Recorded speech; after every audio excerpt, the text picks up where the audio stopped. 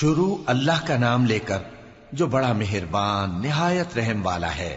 صاد، قسم ہے قرآن کی جو نصیحت سے پر ہے کہ تم حق پر ہو، مگر جو لوگ کافر ہیں وہ غرور اور مخالفت میں پڑے ہیں۔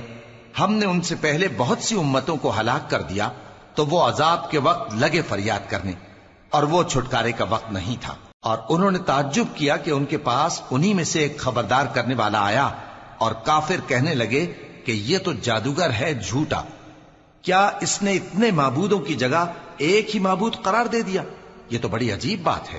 اور ان میں جو معزز تھے وہ چل کھڑے ہوئے اور بولے کہ چلو اور اپنے معبودوں کی پوجا پر قائم رہو، بے شک یہ ایسی بات ہے جس میں کوئی خاص غرض ہے۔ یہ بات کسی دوسرے مذہب میں ہم نے کبھی سنی ہی نہیں، یہ تو بالکل گھڑی ہوئی بات ہے۔ کیا ہم سب میں سے اسی پر نصیحت کی کتاب اتری ہے؟